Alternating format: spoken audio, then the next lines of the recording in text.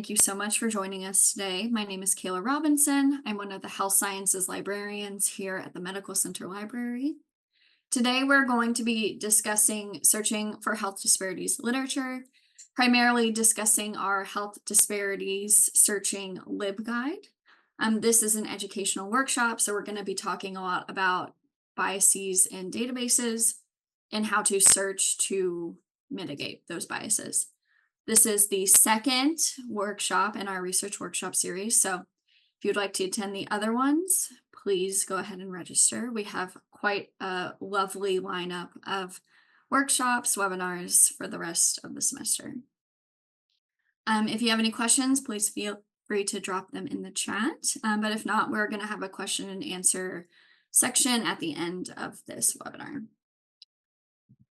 So first things first, I'm going to cover what we're going to talk about today. This should take about 30, maybe 40 minutes max, and then we'll leave the rest of the time for questions.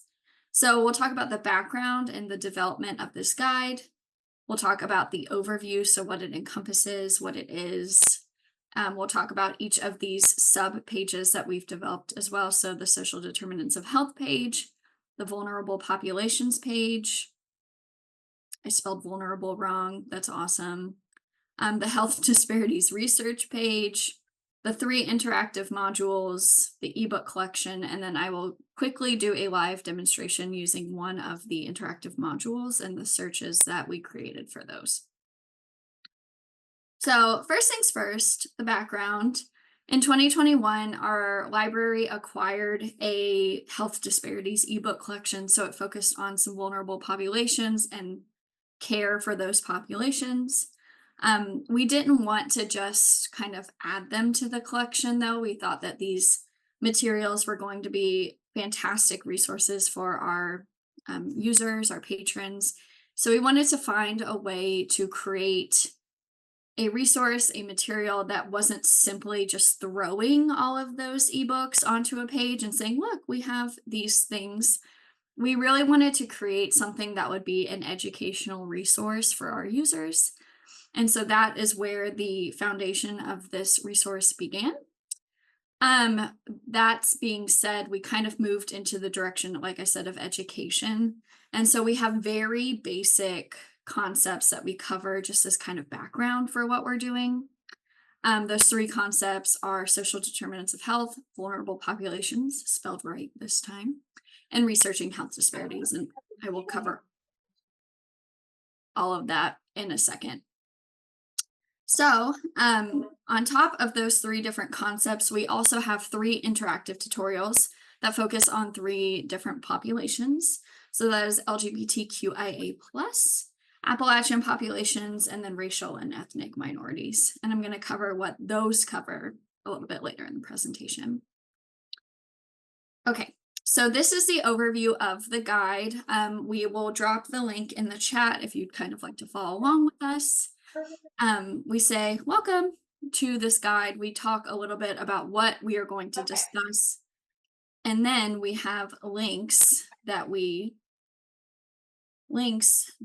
add to take you right to those pages on the left. And on the right, we have the 3 concepts at the top, and then the 3 interactive tutorials on the bottom. This guide, this presentation will be posted, so the link will be there, but also we'll drop it in the chat, and you can simply Google UKY searching health disparities literature, and this guide will pop up for you. Okay, so this is the social determinants of health page. As you can see, we have a few different components of this page. A year or so ago, our graduate intern at the time created these videos, and they are, like I said earlier, very basic educational videos on just what is a social determinant of health. We have that high-level overview, and then we do another very basic educational 5 domains. So that initial, we kind of explain at the top what are social determinants of health. We link to the source that we use, which is the Department of Health and Human Services Healthy People 2030 Social Determinants of Health page. So all of our information comes from the CDC and the Healthy People 2030. Below is that what are social determinants of health video, which is, like I said, very basic, but really, really useful in kind of describing what our goals are for this guide. And then finally underneath, it's a little bit cropped, but I will show you all when we do that live demo, those 5 domains of social determinants of health. These are very fast, very quick videos that just kind of go a tiny bit more in depth onto those domains of the social determinants of health. I also have a highlighted ebook section. So part of that ebook collection that I was talking about earlier, a few of those materials plus some other materials that were already in our collection that we thought would be useful are kind of embedded in this gallery, as you can see. Right now it's the Cultural Safety, Healthcare, and Vulnerable Populations ebook. So we have a few more that are kind of within that vein there. Finally, we have links to the other pages. So the way that this works is you can kind of move through this guide in order, or you can simply just jump to the page that you're most interested in. So we start with the very basic highlighted social determinants of health, and then we move down. So the next page is popping up soon, vulnerable populations. So another reason that we developed this guide was that over the past few years, we've been noticing an influx in health disparities research in our user base. And also, health disparities is a part of the UKY research priority area. And we saw this reflected in the research that our students, faculty, staff, employees, researchers, anyone who does any kind of research or studying of that nature, we saw that reflected in their work as well. And so one of our librarians, who happens to be here right now, Lauren, built a presentation that focuses on how do we use appropriate terminology to describe vulnerable populations.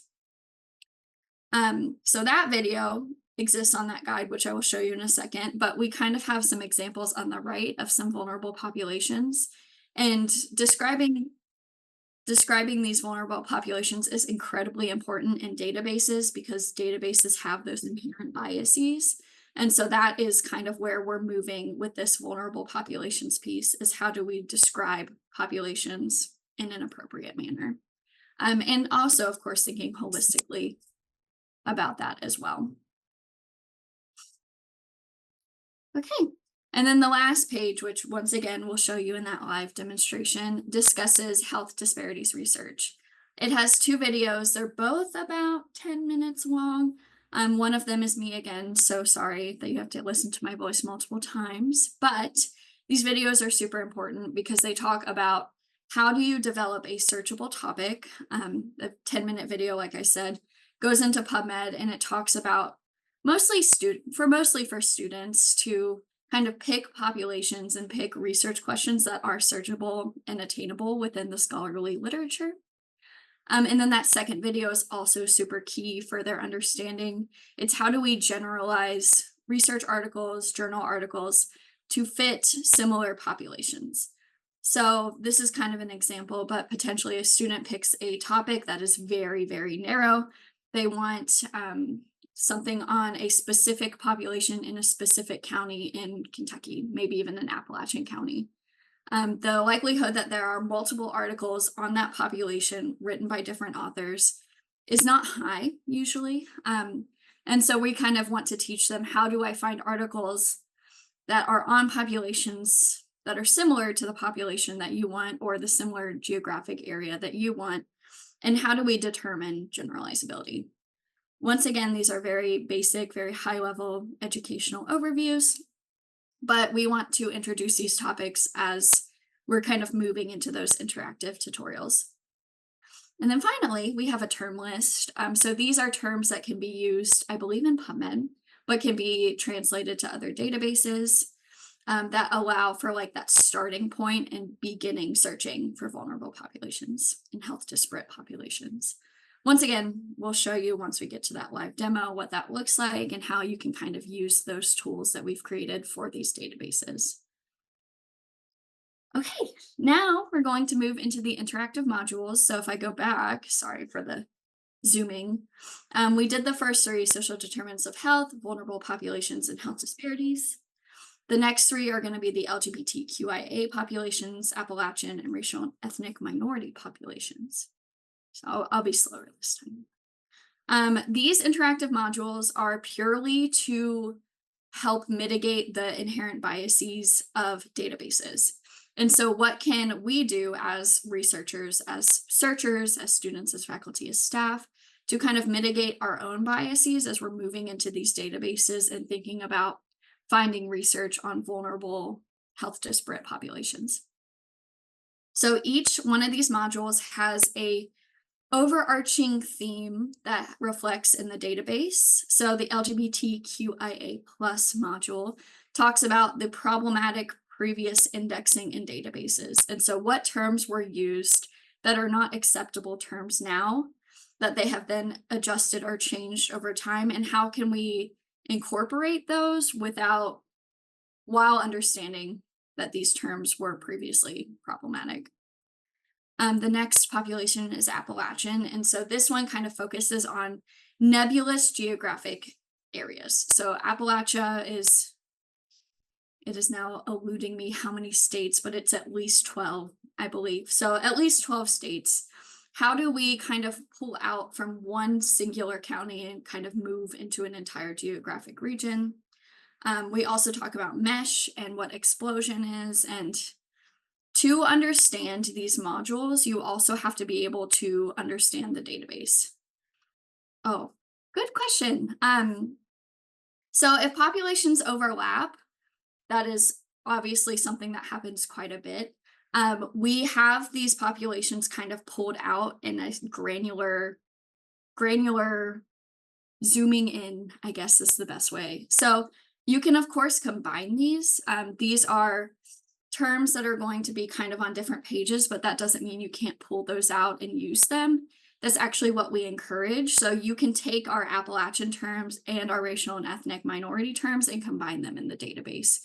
They're not quite necessarily going to be in the same module because we kind of wanted to keep those granular, but they exist on all these pages and can be used as you And like. and I can throw out too. So we wanted to keep the learning objectives for each one very like simple to like each one. So like explosion and mesh is the main learning objective in the Appalachian one, but those can still those terms that those pieces that you're learning can still be used in every other population. Yes. It's just these are the ones most commonly used when you're searching for those populations. And then Kayla's going to get into the other one. But like African Americans, like we talk about like the problematic language, but we also use truncation, like how to use truncation to kind of get around that. But we didn't want to kind of mix up all those different like searching learning objectives into one module. But they can, all those specific pieces like truncation and explosion can be used throughout. Yes, exactly. Thank you, Lauren.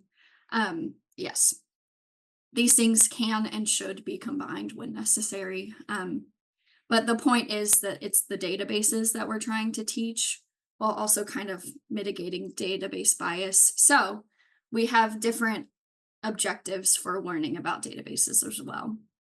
And so the last piece, the racial and ethnic minorities piece, talks about changes in mesh and kind of more active changes in mesh as opposed to the previous indexing piece that we talk about in the LGBTQIA plus population.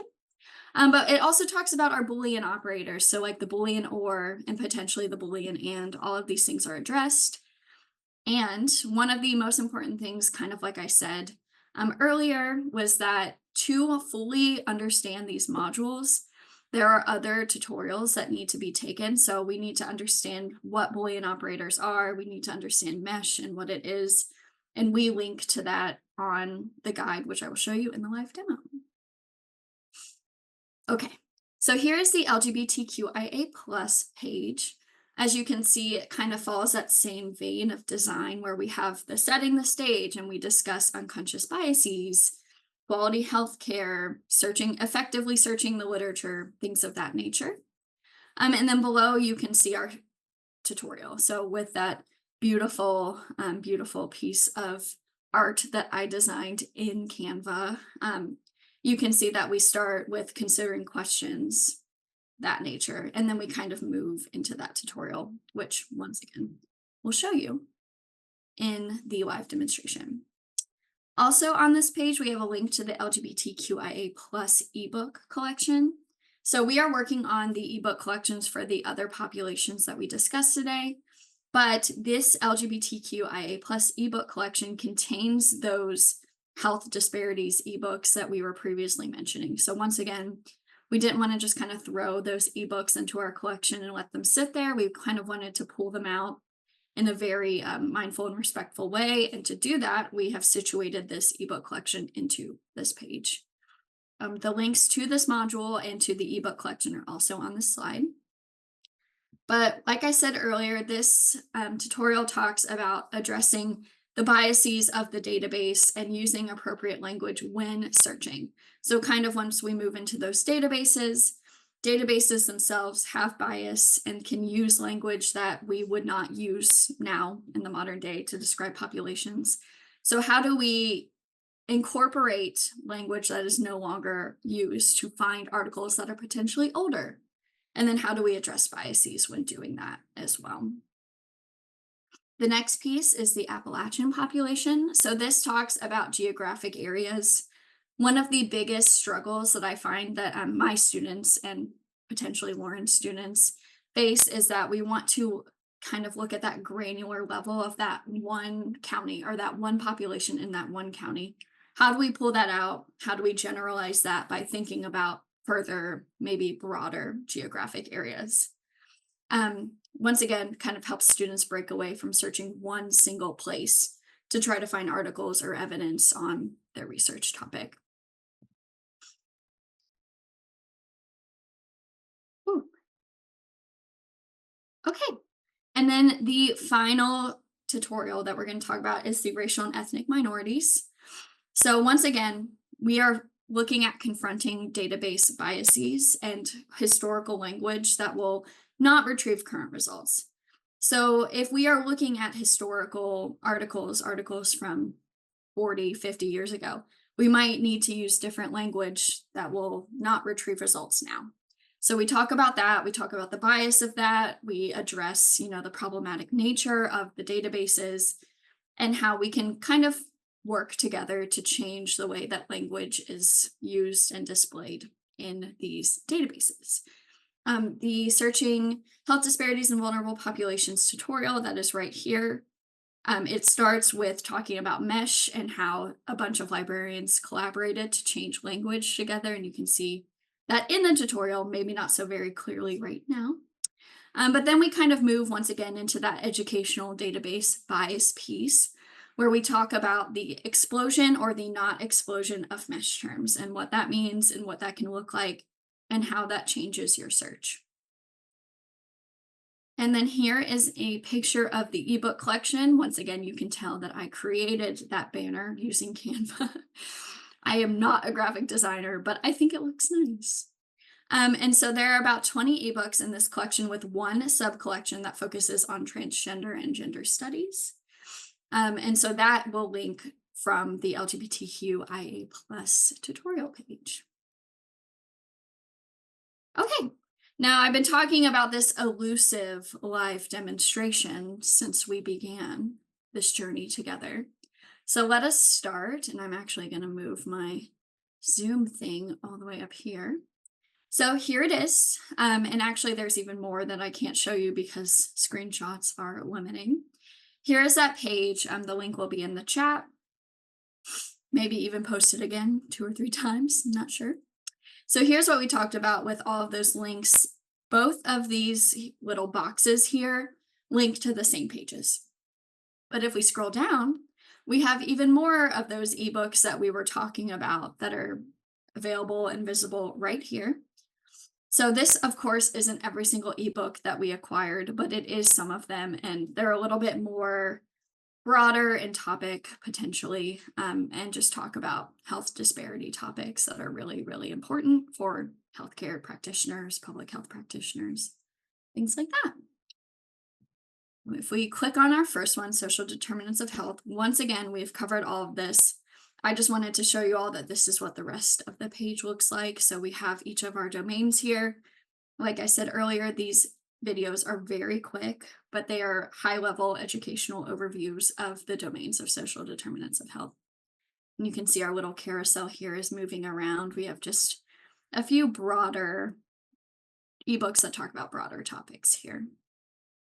And I Um, would throw up on this page, if you don't mind, Kayla, Yes. like, the social determinants of health page is really a great place, to consider what social determinant of health you're wanting to search, or maybe you're having students come to you who are wanting to search all social determinants of health. That is nearly impossible to do. So these videos were really developed to like help people really like streamline what social determinant of health they're really looking at. So that would be if you have a student who comes to you who needs help kind of narrowing a search, this might be a good place to start. Yes, exactly. Thank you, Lauren. In my experience, a lot of the times when a student is coming to me and telling me that they want to search the social determinants of health, my brain immediately jumps to the five domains and thinking about how those things are interconnected, but maybe not appropriate for their assignment or their research question. And usually I find that they're actually thinking about the healthcare access and quality piece. And so this page is really meant, like Lauren said, to give those students a broad level dive into what they're actually wanting to look at, and maybe they will pick one or two potentially domains to look at in their population, how those domains are interconnected. Okay, here's the vulnerable populations page. Once again, we have that really lovely high level overview at the top. What are vulnerable populations? And then we get into our video on how to define vulnerable populations. So this video is great. Once again, an educational high level overview of how do we define these vulnerable populations within our databases.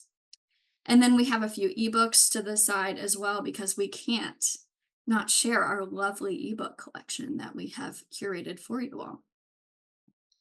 Next is the Researching Health Disparities page, high level overview, ebooks, all of that lovely stuff.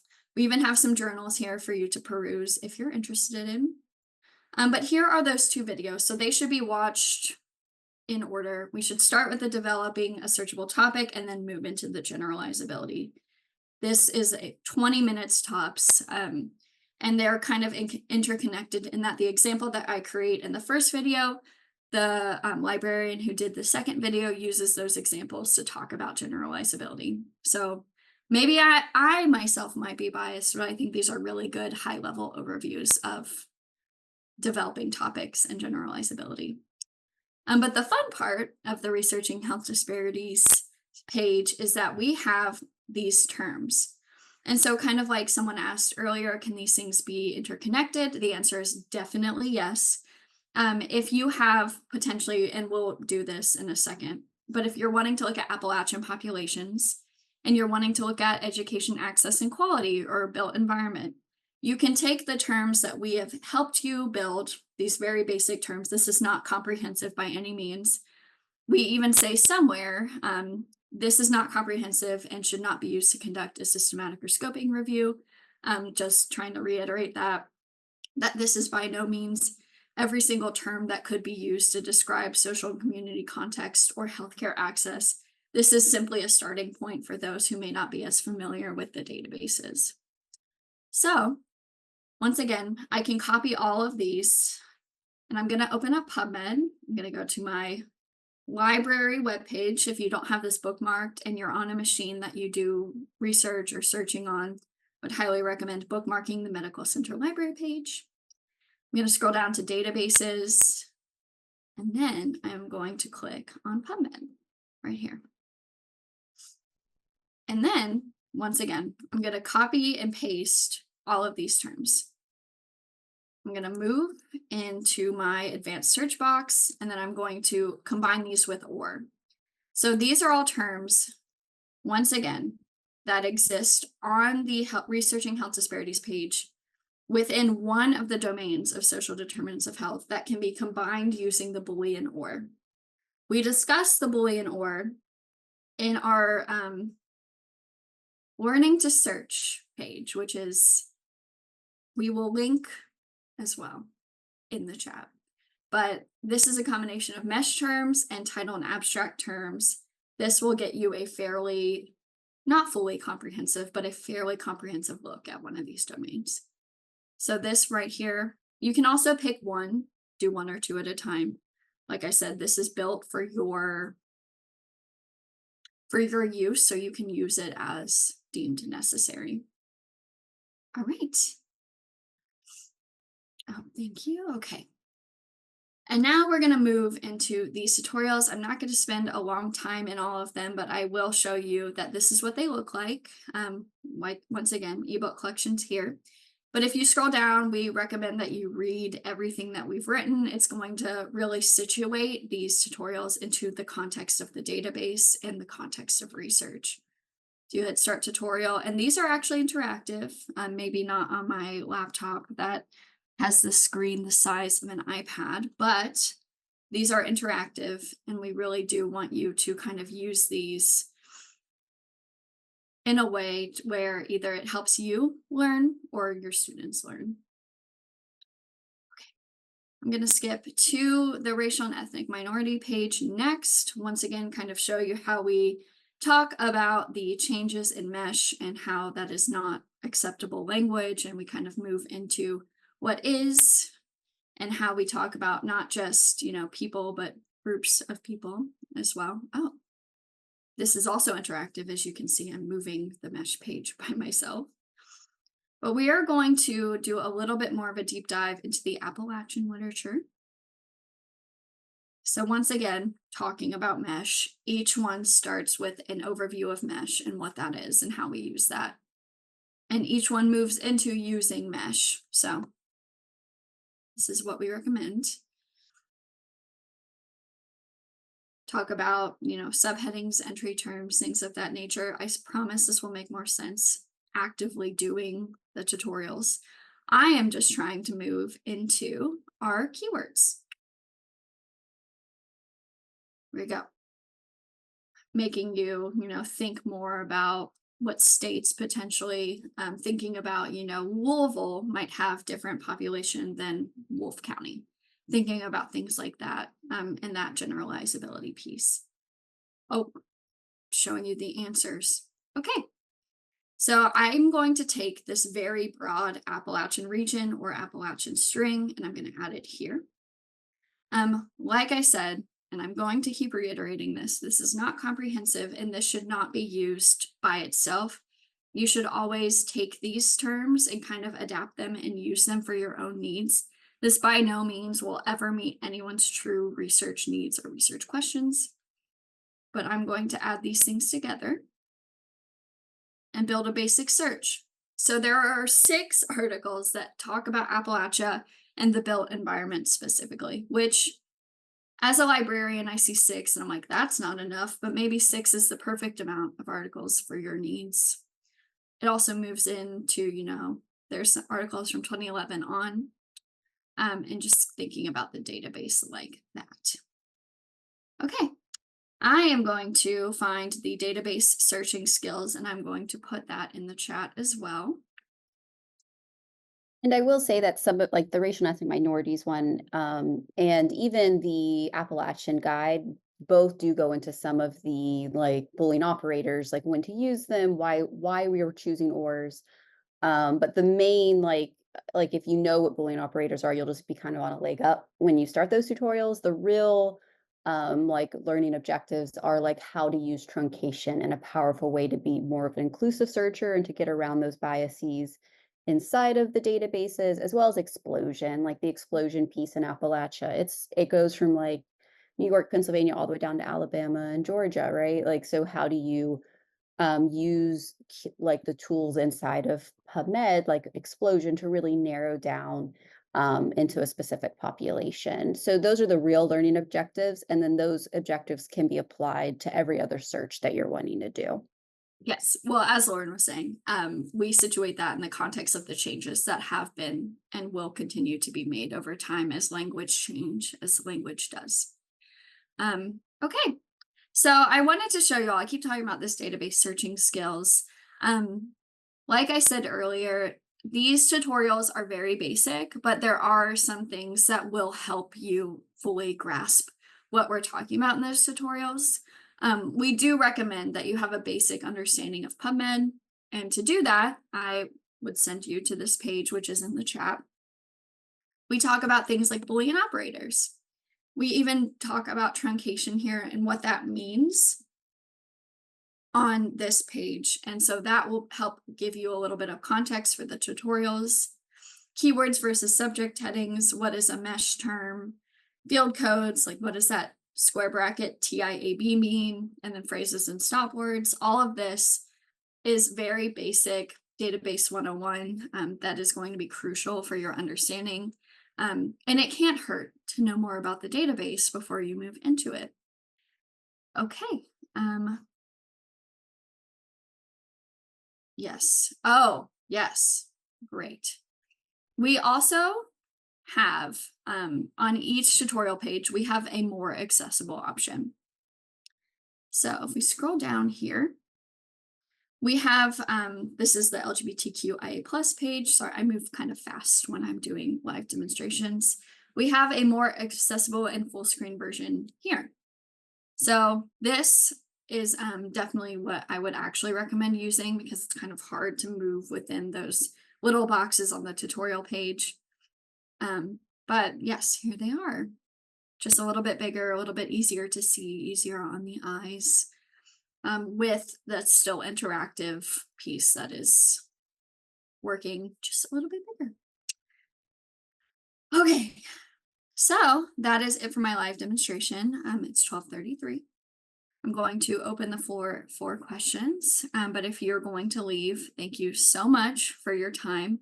Our email is right here, and actually, that's super hard to see. So I'm going to put that in the chat because I want everyone to be able to email us if so. Oh,